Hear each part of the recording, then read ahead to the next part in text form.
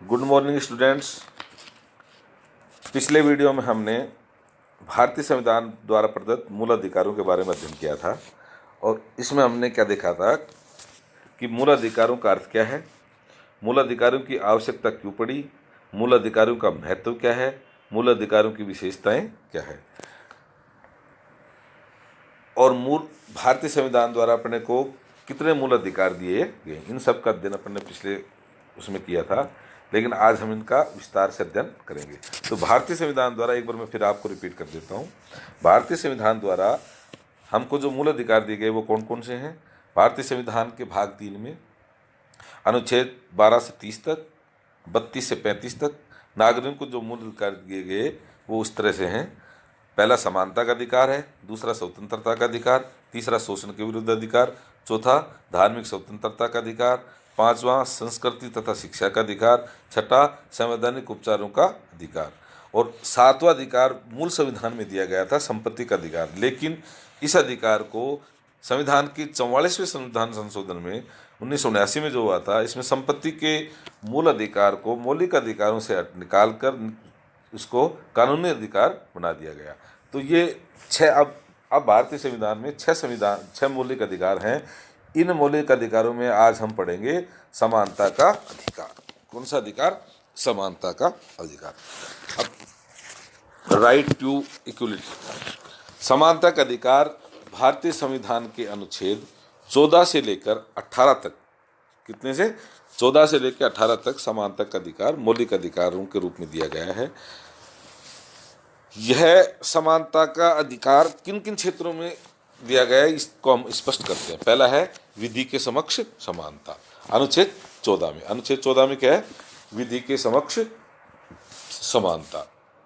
इसका मतलब क्या हुआ कि अनुच्छेद 14 के अनुसार भारत के राज्य क्षेत्र में राज्य किसी भी व्यक्ति को कानून के समक्ष समानता या कानून के समान संरक्षण से वंचित नहीं करेगा। क्या नहीं कर सकता? कानून के समान संरक्षण से वंचित नहीं कर सकता। समान परिस्थितियों में सभी व्यक्तियों के साथ कानून का व्यवहार एक सा होना चाहिए। इसको अपन क्या कहेंगे? कानून का समान संरक्षण। इसमें किसी भी प्रकार का भेदभाव राज्य नहीं करेगा। दूसरा है अनुच्छेद 15 में धर्म, मूल वंश, जाति, लिंग या जन्म स्थान के आधार पर किसी प्रकार का भेदभाव नहीं किया जा सकता। ये भेदभाव प्रतिषेध भी है। इस व्यवस्था के अनुसार नागरिकों को दुकानों, सार्वजनिक भोजनालयों, होटलों तथा सार्वजनिक मनोरंजन के स्थानों में प्रवेश पर रोक नहीं लगाई जा सकती। सार्वजनिक कुओं, तालाबों, स्नानघरों तथा सड़कों आदि के प्रयोग के संबंध में कोई भेदभाव नहीं किया जा सकता। समानता के अधिकार का तात्पर्य यह नहीं कि किसी वंचित वर्ग विशेष के लिए राज्य द्वारा विशिष्ट व्यवस्था नहीं की जा सकती। विशिष्ट व्यवस्था की जा सकती है स्त्रियों, बच्चों, पिछड़े वर्ग के नागरिकों तथा अनुसूचित जाति, अनुसूचित जनजाति के लोगों के लिए विशेष प्रबंध किए जा सकते हैं। इससे अन्य लोगों के समानता के अधिकार का हनन नहीं होगा।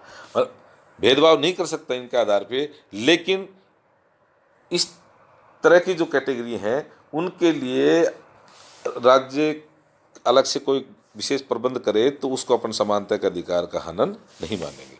तीसरा है लोक नियोजन के संबंध में अवसर की समानता, अनुच्छेद 16 में। किसमें है? अनुच्छेद 16। अर्थात राज्य के अधीन नौकरियों का समान अवसर प्राप्त करने का मूल अधिकार है। कैसे? अनुच्छेद 16 के अनुसार सब नागरिकों को सरकारी पदों पर नियुक्ति के समान अवसर प्राप्त होंगे और इस संबंध में केवल धर्म, मूल वंश, जाति, लिंग या जन्म स्थान या इसमें से किसी के आधार पर सरकारी नौकरी या पद प्राप्त करने में भेदभाव नहीं किया जाएगा। अर्थात सरकारी नौकरियों में किसी प्रकार का कोई भेदभाव नहीं किया जा सकता। लेकिन संसदीय कानूनों द्वारा, किसके द्वारा? संसदीय कानूनों द्वारा किसी राज्य विशेष को अधिकार दिया जा सकता है कि वह किसी पद के लिए राज्य का मूल निवासी होना आवश्यक कर दे। पिछड़े हुए वर्ग के लिए आरक्षण की व्यवस्था की जा सकती है। किसी पिछड़े वर्ग का यदि राजकीय सेवाओं में पर्याप्त प्रतिनिधित्व नहीं है तो इसके लिए भी स्थान आरक्षित किए जा सकते हैं। अगला है अनुच्छेद 17 में अस्पृश्यता का अंत। अस्पृश्यता का अंत, इसमें क्या है, अनुच्छेद 17 ये कहता है अस्पृश्यता का अंत किया जा सकता है और उसका किसी भी रूप में आचरण निषिद्ध किया जा सकता है। अस्पृश्यता से उत्पन्न किसी अयोग्यता को लागू करना एक दंडनीय अपराध होगा। हिंदू समाज में से अस्पृश्यता के विषय को समाप्त करने के लिए 1955 में अस्पृश्यता अपराध अधिनियम पारित किया गया, जो पूरे भारत में लागू होगा। इस कानून के अनुसार अस्पृश्यता एक दंडनीय अपराध घोषित किया गया। अर्थात भारतीय समाज में इसको इसलिए वो किया गया कि अस्पृश्यता भारतीय समाज में वर्षों से कलंक था। वर्षों से क्या था? कलंक था। छुआछूत की भावना ने समाज को वर्गों में बांट दिया तथा कुछ जातियों को मानवीय जीवन की सुविधाओं से वंचित किया, उनका शोषण किया। समानता के आधार पर प्रजातांत्रिक शासन व्यवस्था में ऐसे कदम को अत्यंत आवश्यकता थी, इसलिए अनुच्छेद 17 में अस्पृश्यता का अंत किया गया। अब अगला है अनुच्छेद 18 उपाधियों का अंत। किसका अंत? उपाधियों का अंत। उपाधियों द्वारा भारतीय नागरिकों में भेदभाव की प्रवृत्ति बढ़ने लगी, अतः ऐसी व्यवस्था को समाप्त किया गया। सेना और विद्या संबंधित सम्मान के अतिरिक्त किसी प्रकार की उपाधि का राज्य के द्वारा वितरण इस अनुच्छेद के द्वारा निषेध किया गया। क्या किया गया? इस अनुच्छेद के द्वारा निषेध किया गया।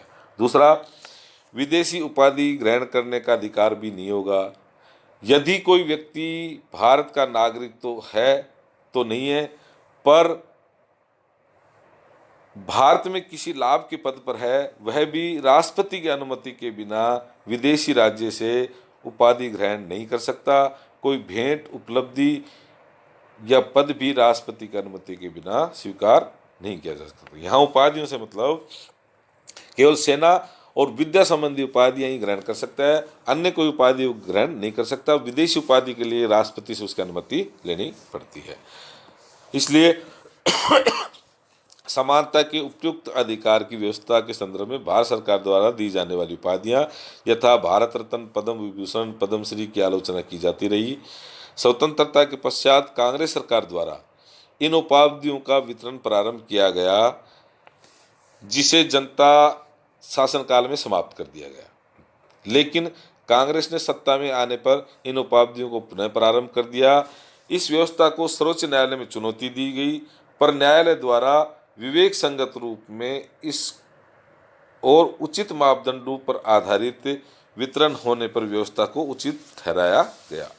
इसलिए समानता के अधिकार में हमारे को ये 5 तरह की समानताओं है। अनुच्छेद 14 में विधि के समक्ष समानता, अनुच्छेद 15 में धर्म, मूल, जाति, जन्म स्थान के आधार पर विभेद, अनुच्छेद 16 में लोक नियोजन के में अवसर की समानता अर्थात राज्यों में नौकरियों के लिए अवसर की समानता, अनुच्छेद 17 में अस्पृश्यता का अंत और अनुच्छेद 18 में उपाधियों का अंत किया गया।